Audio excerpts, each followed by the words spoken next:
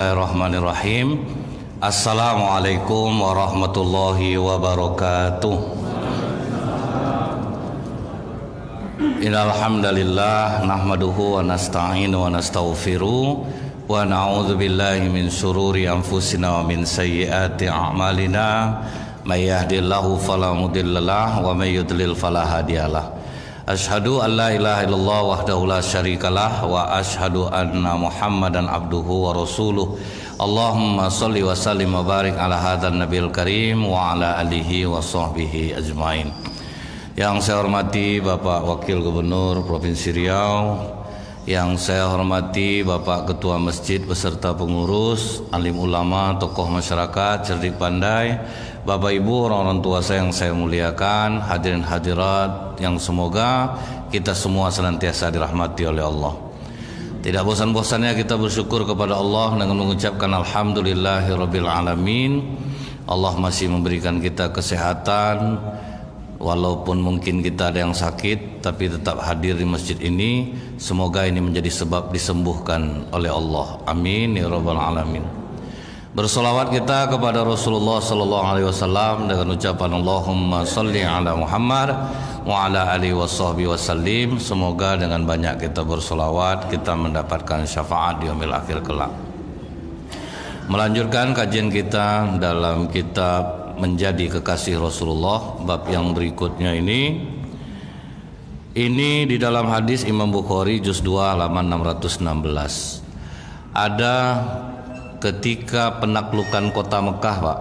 Jadi karena orang sedang sibuk-sibuk tuh, Bu, adalah perempuan bangsawan dari Bani Makhzum yang melakukan pencurian. Nah, mencuri dia, Pak, di tengah kepanikan itu mencuri dia, Bu, tapi ketahuan.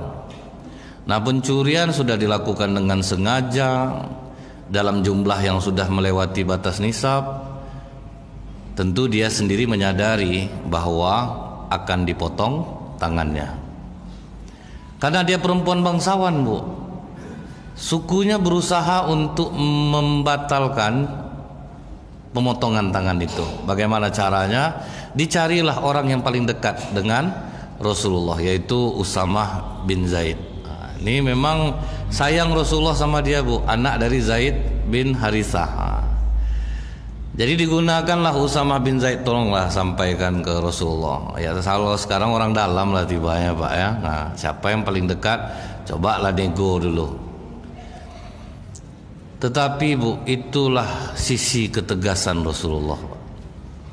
Begitu Usamah bin Zaid mengatakan kalau bisa janganlah Rasul, masalah dia anak bangsawan, nanti malu pula dia. Kan sampai hari ini kan ada terjadi seperti ini, Pak, kan. Udahlah kita tutup aja lah, tak usahlah kita bongkar lagi. Cuma paling agak kita marahkan sedikit ya, Pak. Kalau yang kali jangan ulang balik atau gitu ya, Pak, ya. Syukur kita tidak diuji macam ini, Bu. Kalau saya diuji gagal juga saya nih, Pak. Pasti saya maafkan gitu, Bu, ya. Maka saya tidak bisa jadi pemimpin, Bu. Tidak takut orang Pak hancur negara kalau saya ini jadi pemimpin. Jadi, Bu, kata Rasulullah kepada Usamah bin Zaid, kau ingin aku membatalkan apa yang sudah Allah tetapkan, Usamah? Mendengar itu sadar langsung Usamah. Ya Rasulullah, mohon ampunkanlah kepada Allah untukku. Aku salah nih. Jadi hilaf, salah, membenarkan sesuatu yang salah, kadang itu memang jadi sifat manusia, Pak. Tidaklah ada kita ini yang sempurna, pasti ada melakukan kesalahan. Jadi akhirnya apa, Bu? Hukuman itu tetap dijatuhkan. Karena kata Rasulullah, inilah yang membuat binasa orang di masa lalu. Ketika orang bangsawan yang melakukan kesalahan, mereka bebaskan. Tapi ketika orang kecil yang melakukan kesalahan, hukum mereka tegakkan. Ternyata apa yang dikatakan Rasulullah ini sampai hari ini pun terjadi, Pak. Kita aja memberi, Bu, lebih banyak memberi ke atas lagi, Pak, daripada memberi ke bawah. Saya perhatikan, Bu, kalau orang kaya yang nikah, Pak, kadonya justru malah lebih besar-besar, Pak. Kunci mobil, sudah tuh bulan madu ke Bali selama 3 hari, tiket PP. Seharusnya kan ke orang miskin itu dikasih kan, Pak. Kita tuh aja memberi udah banyak ke atas, Bu. Jadi memang perlakuan orang kepada orang-orang yang ditokohkan ini memang terasa betul perbedaannya. Terhadap orang-orang yang punya duit itu memang terasa perbedaannya. Makanya bapak-bapak, ibu-ibu yang dikasih kesempatan untuk kaya, kayalah Pak. Karena kalau kita kaya, Bu, omongan kita didengar orang. Kentut kita aja jadi motivasi itu Pak. Tidak usah kita apalagi kentut aja kita Pak jadi motivasi bagi orang. Itulah kalau orang kaya itu ya Pak. Jadi jangan sampai kita tidak boleh cinta sama dunia, tidak boleh kita kaya. Zuhud itu artinya apa Pak? Kita keras mengejar dunia, tapi dunia itu tidak lengket ke hati kita. Nah itu macam almarhum Koh Stephen yang baru meninggal ini Pak. Dia pengusaha Bu, banyak duit. Waktu awal Covid-nya 12 miliar dia nyumbang tuh Pak. Mencari tapi kuat mencari tapi harta untuk dibagi-bagi. Nah jadi ini pesan Rasulullah yang membuat binasa dulu itulah ketika orang besar melakukan kesalahan tidak dihukum. Kalau orang kecil melakukan kesalahan dihukum. Dan alhamdulillah sekarang Bu, luar biasa pemerintah tidak ada lagi pandang bulu. Mau bintang jatuh bintang dibuatnya sekarang. Sampai apa kata orang Presiden Jokowi di pranknya seluruh Kapolsek Pak. Suruh datang ke istana Pak, rupa suruh tes urin. Nggak dikasih tahu Bu mau ngapain gitu Pak ya. Pokok datang ke istana diundang tes urin. Jadi alhamdulillah sekarang tidak ada lagi pandang bulu. Di semua kena jadinya. Nah ini udah alhamdulillah sebetulnya Pak. Nah kemudian apa kata Ummul Mukminin Aisyah Pak? Perempuan yang kena potong tangannya itu memaklumi karena Rasulullah memang pernah mengatakan jangankan orang lain, Fatimah sendiri anakku yang mencuri akan kupotong tangannya. Jadi itulah ketegasan Rasulullah Bu ya. Mungkin kita tidak akan sanggup macam ini Pak. Tidak akan sanggup. Apa kata Ummul Mukminin Aisyah?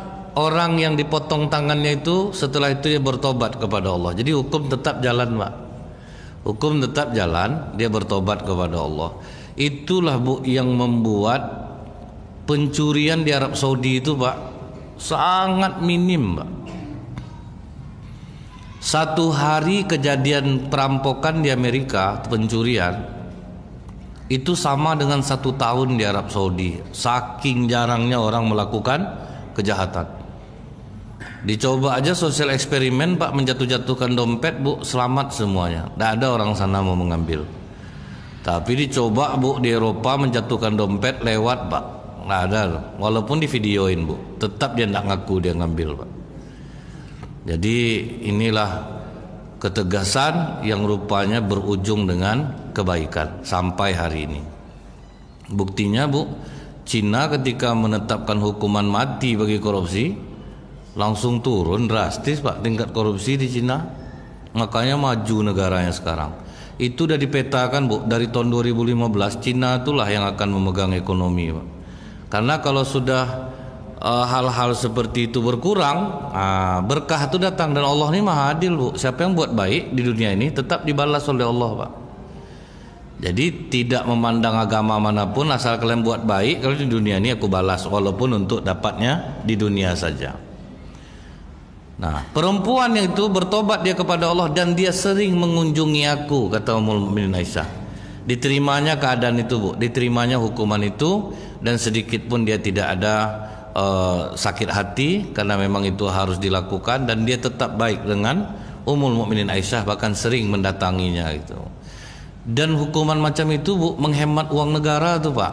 Sudah dieksekusi lepaskan Pak, kan tidak nanggung makannya jadinya Bu. Ini kadang sampai penuh Bu penjara dibuatnya. Kadang ada lah Pak, ingat tak Ibu ada di pembantu Sule Pak yang sering sama Sule itu. Dia pernah kelaparan Bu, pergi dia kantor polisi Pak tangkap saya Pak, yang penting saya bisa makan katanya Pak.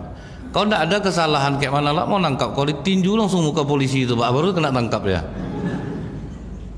Pas sampai dalam penjara ditanya soal apa kesalahan kau, ninju polisi katanya. Kalau saking udah paniknya payah makan Pak kan, dia datang ke tempat polisi itu Pak, Pak tangkap saya Pak, kamu tidak ada kesalahan gimana cara nangkap kamu? Tinju langsung Pak. Cuman kata dia sebelum saya dimasukkan penjara, habis juga saya kena injak-injak dulu di luar katanya. Jadi tidak membengkak Pak, sudah dieksekusi selesai. Jadi tidak numpuk-numpuk orang Pak kan. Kadang kalau di dalam penjara tuh Bu, kalau yang jahat tuh Pak bertambah keahliannya jadinya Pak. Kerjasama dia jadinya, kok di mana gagal kok kemarin, di sini seharusnya kita tuh buat begini, kolaborasi dia di dalam jadinya Pak. Itu makin kuat dia kadang Bu. Nah ini salah satu kehebatan di dalam sistem hukum pidana Islam itu Pak. Cuma banyak orang takut menerapkannya Pak. Padahal itu Bu tidak langsung dipotong tangan. Ditengok dulu Pak jenis kesalahannya apa, pencuriannya itu seperti apa. Ada sistemnya begini Bu, kalau dia masuk ke ladang orang selama dia makan di dalam tuh Pak tidak ada kena. Tapi kalau udah dibawanya keluar melebihi batas nisab baru kena potong tangan. Atau karena dia kelaparan dia bisa dibebaskan. Jadi bukan langsung aja dipotong tangan tuh. Macam orang yang membunuh kan hukumannya kisos Pak, dibalas dengan hukuman yang serupa. Tapi bukan pemerintah Arab Saudi yang menjatuhkan itu, keluarga korban, bukan pemerintah Arab Saudi. Bahkan tugas pemerintah Arab Saudi melobi Pak supaya keluarga korban mau memaafkan. Macam orang Indonesia dulu kena berapa Pak? 19 miliar Pak ya, menebus. Kira menyumbanglah orang di Indonesia membayarnya. Pulang ke Indonesia Pak, banyak dapat sumbangan, tak tanggung lah sombongnya. Nyesal lah orang nyumbang ini Pak. Bagus mati dia kemarin lagi. Kan itu sempat penyesalan Pak kan. Bukan sedikit 19 M Pak yang dicarikan. Kalau dibangun masjid itu udah berapa megahnya itu Pak kan. Jadi kadang-kadang memang takdir Allah tuh memang harus berlaku kadang ya Pak ya. Karena akhirnya ternyata di sebalik itu ada hikmah yang menjadi pelajaran bagi kita. Dan kita kadang menerima informasinya hoax terus Pak mengenai Arab Saudi itu. Padahal Pak orang kita ini kadang lain lah jahatnya di situ tuh Pak. Lain jahatnya Bu. Bahkan pernah kedapatan di bendara dimaki-makinya pakai bahasa dia majikannya Pak. Dan memang datang tanpa surat-surat. Jadi nanti dipersalahkan itu Pak ya pemerintah di sana. Nah ini harus ada informasi yang berimbang. Makanya Bu ya kalau kita dapat broadcast jangan sembarang disebarkan Pak. Dicari tahu dulu betul dah informasi ini.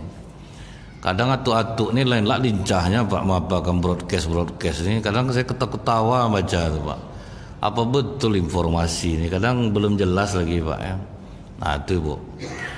Kemudian ini hadis Abu Qatadah radhiyallahu anhu mengenai hal ini. Hal ini maksudnya nih Pak kejadian yang sebelumnya. Di hadis Imam Bukhari juz 1 halaman 444. Apa kata Abu Qatadah ini? Kami pernah keluar bersama Rasulullah di saat terjadinya perang Hunain. Jadi ini hampir sejenis nih Bu, cuman kasusnya berbeda. Jadi pas di perang Hunain ini Abu Qatadah ini Pak memang udah diakui oleh para sahabat Pak kesetiaannya kepada Rasulullah. Jadi waktu di perang Uhud kan banyak orang meninggalkan Rasulullah tuh Pak. Itu dia jadi tameng dari belakang tuh Bu. Dan keajaiban di perang Uhud yang dialami Abu Qatadah itu, matanya sempat kena panah Pak. Pas dia cabut keluar bola matanya. Nah bola mata itu dipasang Rasulullah balik Pak. Itu keajaiban yang dialami Abu Qatadah. Matanya kena panah melindungi Rasulullah dari punggungnya. Dia mengadang dari belakang, masuk panah Pak. Dicabutnya panah, tercabut bola matanya sekali. Bola mata itu Bu dimasukkan Rasulullah balik. Tapi itu tidak bisa diulang Pak. Itu mukjizat. Mukjizat ini Bu dia tidak bisa dipelajari, tidak bisa diulang-ulang. Disuruh betul Rasulullah balik enggak bisa tuh Pak. Itu memang udah izin Allah. Yang hebat orang Indonesia nih Bu, ilmunya bisa diulang-ulang. Itu yang aneh itu Pak.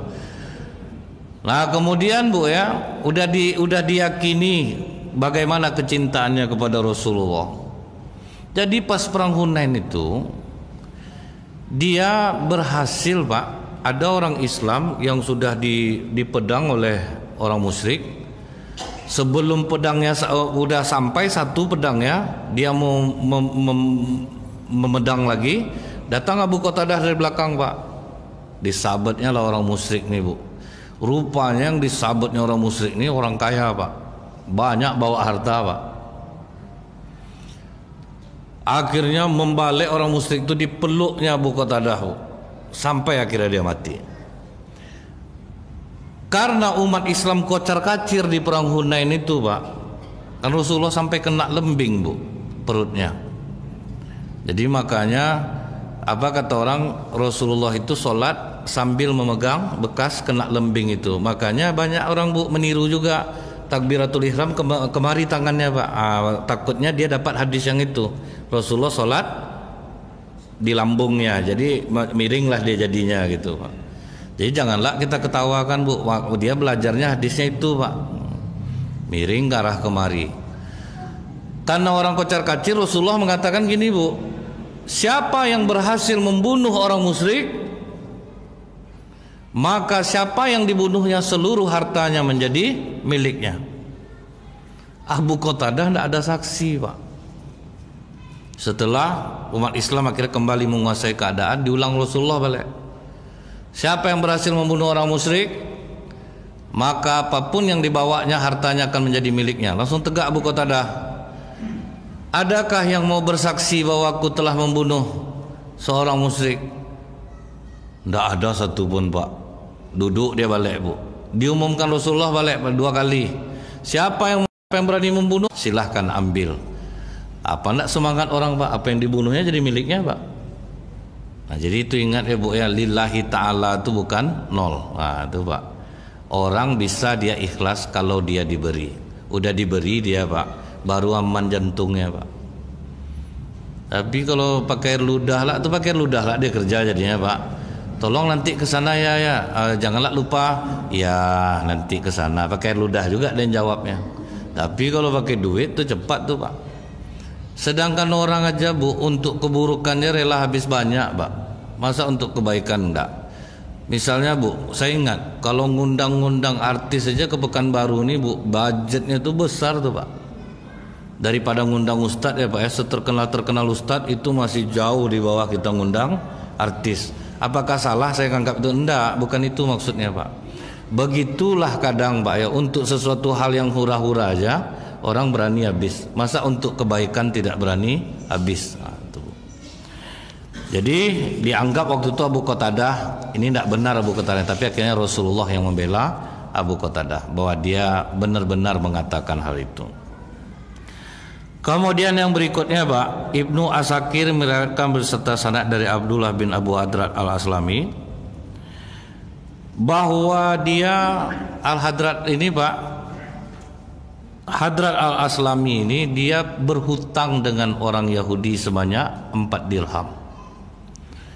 4 dirham itu bukannya banyak, Bu. Kali 90.000, 9 kali 4, 360.000, Pak. Tapi tidak dibayarnya, Pak. Dia utang sama orang Yahudi. Melaporlah orang Yahudi itu kepada Rasulullah, Pak. Al-Hadrat al-Aslami utang sama aku ya Rasulullah 4 dirham, belum dibayar-bayarnya lagi. Dipanggil Rasulullah, Pak.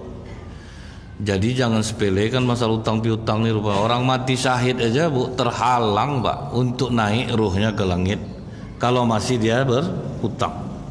Mati syahid pun tidak naik ruhnya ke langit sebelum hutangnya dibayarkan. Kita kadang-kadang meremehkan masalah utang nih, Pak. Allah utang segitu benar. Tapi kalau orang yang tidak ridho gimana caranya, Pak? Dipanggil dia oleh Rasulullah, kau betul berhutang sama dia. Aku perintahkan kau untuk membayar hutang kau. Aku betul-betul tidak mampu membayar hutang aku ya Rasulullah. Apakah Rasulullah mengatakan, kalau gitu ya landak, Pak? Diulang Rasulullah 2 kali.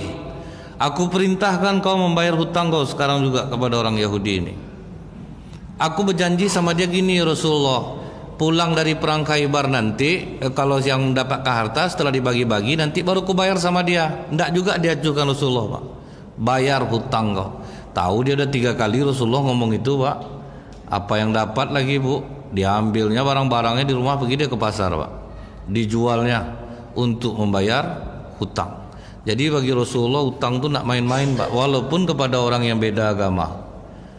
Kalau dulu prinsip orang apa, Bu? Kita boleh mencuri asal bukan orang Islam. Apalah bedanya, Pak? Yang mencuri tetap mencuri lah.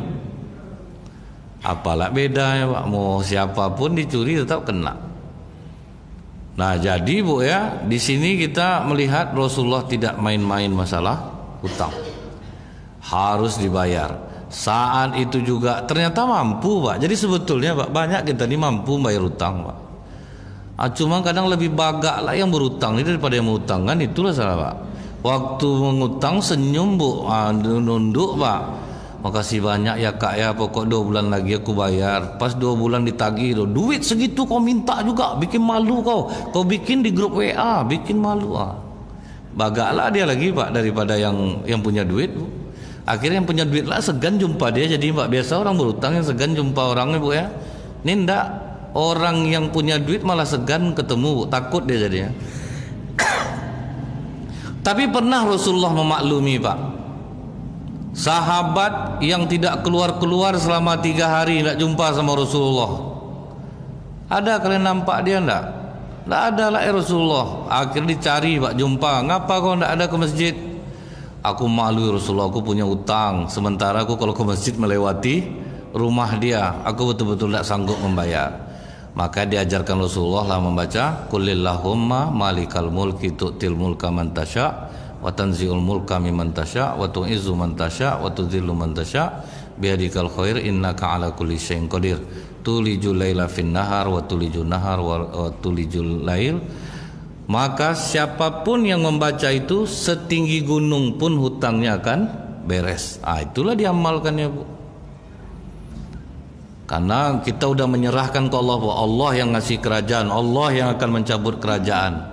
Itulah yang diajarkan Rasulullah. Saya yakin yang punya utang apalah doa ini, termasuk saya, Pak. Maka saya hafal ayat itu, Pak. Nah, kemudian, Pak, yang berikutnya itu adalah Ibnu Abi Saibah dari Abu Said An-Nakasi meriwayatkan beserta sanad dari Ummu Salamah radhiyallahu anha. 2 orang sahabat Rasulullah mengadu kepada Rasulullah, sahabat Ansor, Pak, mengenai warisan yang sudah lama tidak dibagi, Pak. Karena warisan hilang, akhirnya lama baru jumpa, kemudian mau dibagi. Bertengkarlah masalah pembagian itu. Dan wahyu waktu itu tidak turun. Mereka berdua datang, ya Rasulullah, kami berdua ini masalahnya. Masalah ini memperebutkan warisan ini. Tolonglah kami Rasulullah. Kata Rasulullah, karena wahyu belum datang saat ini tentang hal ini, mungkin aku akan menyelesaikan dengan pendapatku sendiri. Tapi apabila karena hebatnya salah satu di antara kalian memberikan keterangan hingga aku memenangkannya, sama saja aku menyerahkan api neraka kepada orang yang memenangkannya. Kalian pilihlah sekarang. Karena ini wahyu belum turun. Kalau pendapat aku pribadi, salah satu yang ku menangkan, rupa karena dia hebat ngomong, kan kadang ada orang ini hebat ngomong, Pak. Tidak bisa kita melawan dia itu. Dia salah, tapi dia bisa benar dengan cara apa dia alasan dia, Bu. Akhirnya 2 orang ini menangis jadinya, Pak. 2 orang ini menangis. Jadi kata Rasulullah, lebih baik kalian rundingkan aja lah cara membaginya yang adil. Karena sempat salah aku ngasih putusan, kalian juga akan teraniaya nanti di akhirat. Begitulah takutnya para sahabat tuh, Bu ya. Disampaikan hal seperti itu tuh nurut gitu, Pak. Kalau kita nih masalah warisan nih, Pak, rumit betul rasanya tuh. Kalau yang laki-laki tuh, Bu ya, itu bangkit pokoknya bagi secara Islam, karena dia tahu dia banyak dapat, Pak. Giliran yang banyak dapat, Islam, padahal ke masjid tidak pernah, sholat tidak pernah, Pak, tapi giliran warisan pakai cara Islam. Jadi ini yang susah tuh. Makanya, Bu, ada orang akhirnya masih hidup, bapaknya langsung dia hibahkan, supaya tidak berkelahi anak nih nanti, Pak. Bagus dia hibahkan untuk kau sana, untuk kau sana. Karena kalau udah mati itu dia, Bu, berkelahi jadinya, Pak. Yang ini mau digini, yang ini mau gini. Apalagi anak-anak sekarang ini agama ini nomor 16 sama dia, Pak. Kecuali memang dia taat pula beragama, dikasih tahu nurut dia. Tapi memang masalah duit nih, Pak, masalah harta nih hilang, adik-beradik bisa hilang dibuatnya. Nah, tuh ya. Kemudian ada orang Badui, Pak. Ini riwayat Abu Sa'id radhiyallahu an. Dia ini orang Badui ini Pak, dia menagih hutang kepada Rasulullah. Rasulullah memang berutang sama dia. Jadi jangan dikira Rasulullah itu tidak pernah berutang Pak. Sama orang Yahudi pernah berutang, udah pernah kita bahas. Sampai hampir dilepuk Umar lagi orang Yahudi ini Pak, karena kata-katanya kasar. Rupanya dia sengaja menguji. Ini yang Yahudi dulu saya ingatkan ya Pak ya. Pembesar Yahudi pernah dia minta utang sama Rasulullah dengan cara apa Pak? Muhammad, kau janji mau kau bayar utang kau, udah jatuh tempo belum juga aku bayar. Aku tahu orang-orang kampung kau nih, Bani Salih, orang-orang suku kau nih Muhammad paling payah membayar utang. Di depan Umar Pak, langsung Umar mau ditinjunya orang Yahudi ini Pak. Apa kata Rasulullah? Umar, tidak boleh kau ancam dia.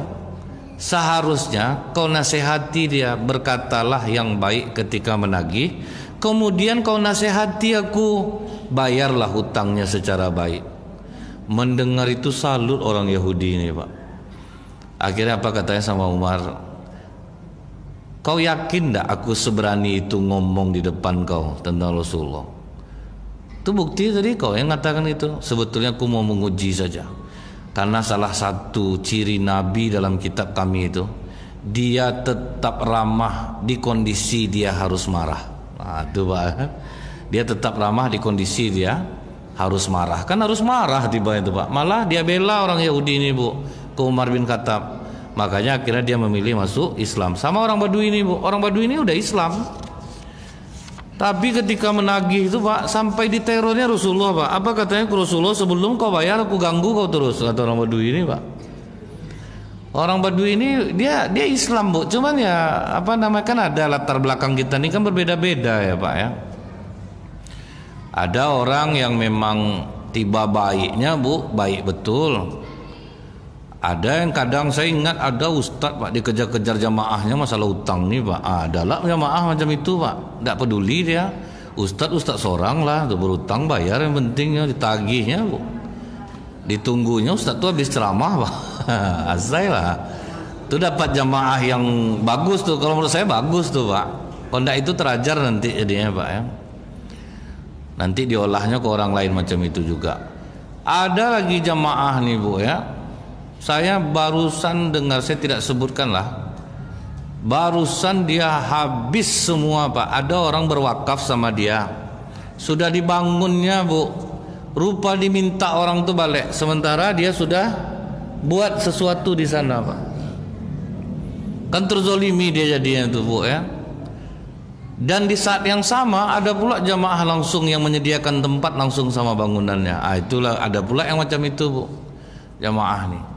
Saya hari Kamis kemarin Pak ya, 2 hari sebelumnya ada yang DM di Instagram saya, Ustadz Kamis subuh ceramah di mana? Saya sangka orang Pekanbaru yang nanya Pak. Di Masjid Rahmat Jalan Nenas, karena itu rutin setiap Kamis subuh Pak. Oh ya, kalau gitu saya datang. Ustadz sudah punya handycam merek apa? Saya bilang biasa kita rekam di HP atau saya ngambil rekaman untuk YouTube. Oh ya udah. Rupanya saya tengok dia apanya di Jogja dia tinggal Pak, beliau nih. Ternyata Kamis subuh betul-betul nongol di Masjid Rahmat dan Nas Pak. Itu terharu saya Bu, jauh-jauh Pak ya dari Jogja untuk bisa ketemu Bu ya. Sekalian dia hadiahkanlah saya kamera yang cukup mahal Pak, handycamnya itu. Seharusnya udah harus saya pakai, itu mas segan lah saya sendiri masang-masang Pak ya. Nanti dibilang orang Ustadz ini makan tebu sama urat-urat nampak. Dipakai orang, masangnya kan mudah sebetulnya Pak kan. Cuman saya langsung turun nanti nengoklah mata jamaah. Nah cukup-cukup ya, amplop ceramah nampak Ustadz ini dikejar ya betul YouTube ini. Itu pula nanti kata orang pada liar. Nah itulah adalah yang macam itu Pak. Tapi ini Pak, yang di zaman Rasulullah orang Badui ada juga yang tipe macam itu Pak. Dia teror Rasulullah Pak. Tidak kau bayar utang kau ya Rasulullah, aku ganggu kau terus. Umar juga baru Bu. Apa kata Umar kepada orang Badui ini? Kau tidak tahu sama siapa kau berbicara. Aku tahu Rasulullah. Yang jelas utang aku harus dibayar. Maka kata Rasulullah ke Umar, Umar kau udah berapa kali aku katakan, dia berhak ngomong itu hak dia. Yang kau harus nasihati itu aku, bayarlah utang kau ya Rasulullah, itu yang bagus. Nah itu cara Rasulullah tuh bu. Umat yang berutang dia ingatkan untuk membayar, dia kalau berutang tolong diingatkan. Ini kadang pak mentang-mentang dia tokoh agama tersinggung lah dia pak, masuk hati lah dia, parah betul jamaah saya ini Ustaz. Berutang awak diminta ya. Saya bilang karena bukan dia aja Ustaz berutang, banyak dia berutang di masjid di Pekanbaru nih pak. Misalnya macam saya bu ceramah 1 tahun berapa 12 kali misal gitu pak, dibujuknya lah ketua masjid nanti, Pak Ketua saya kan ceramah setahun di sini, boleh ndak saya ambil amplopnya di depan, berarti kan kali sekian, oh gitunya pak.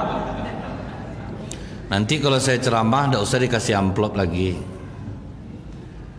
Sudah tuh bu, dia ceramah besoknya lagi dibantai sama ibu pak. Anak saya sakit pula, tuh ndak tega lah pengurus, jadi double bayar jadinya pak. Jadi yang kena saya lah korbannya bu. Ustaz Nazril, kita ceng tempat ceramah yuk. Ustaz di mana? Saya di sini. Oh ya saya maulah di sana. Oke, Ustaz di mana? Saya di masjid ini. Pergilah saya ke masjid tuh. Sepanjang saya ceramah saya tengok bendahara gini kepalanya pak. Dan curiga juga saya nih pak, ngapa bendahara? Ketua risau mukanya pak kan, rupa amplop udah diambilnya setahun pak. Saya bilang sama, diceritakan sama pengurus masjid tuh, saya bilang enggak apa-apa pak, santai aja pak. Padahal hati saya apa juga pak ya, pak jauh tempatnya lagi kan. Jadi tipe manusia ini memang berbeda-beda. Tapi ingat tuh bu, ternyata Rasulullah ngajarkan apa? Yang benar bela aja benar, yang salah ya salahkan aja walaupun dia seorang ustadz. Selama ini kadang bu, kita asal ustadz yang ngomong tuh pak, dia bagus aja terus pak. Kalau dia salah kasih tahu dia salah pak. Itu tuh supaya tidak mencelakakan kami pak. Kalau enggak itu pak, oh, pokoknya asal bela, pokoknya bela. Apa aja yang terjadi sama ustadz ini kita bela. Kalau dia salah harus ada yang mengingatkan gitu bu.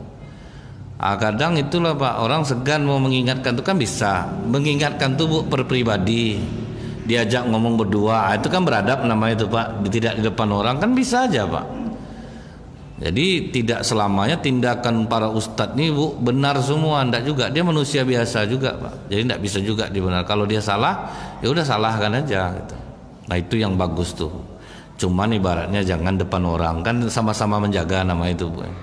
Saya kalau di depan orang digitu kan ngedrop juga saya tuh pak, mual juga perut dibuatnya itu pak kan. Tapi kalau misal per pribadi santailah, sampaikanlah, tidak ada masalah. Nah kemudian pak, ini hadis Qaulah binti Qais. Jadi Qaulah binti Qais mengatakan, akhirnya Rasulullah, kata Qaulah binti Qais di hadis yang lain, Rasulullah memintaku untuk melunasi utangnya kepada orang Badui itu. Ini jamaah Rasulullah yang setia lah pak. Jangankan untuk membayar hutang Rasulullah, diriku menjadi tebusan untukmu. Itu pula dia pak kan. Dibayarkanlah oleh Qaulah, maka dilebihkannya pula untuk orang Badui ini. Apa kata Rasulullah pak? Orang yang membayar hutang orang sehingga senang hati orang itu dibayar, dilebihkan itu, maka seluruh makhluk-makhluk Allah akan memohonkan ampun untuknya. Jadi makanya kalau membayar hutang orang itu bu, kapan perlu tuh, walaupun orang itu nak minta dilebihkan pak, kasih dia lebih. Rasulullah mencontohkan apa bu? Minjam kambing umur 6 bulan dikembalikan umur Rasulullah yang umur 1 tahun. Jadi bukan itu riba namanya bu. Kita udah ditolong orang, masa ndak mau ngasih lebih? Itu sebetulnya itu pak.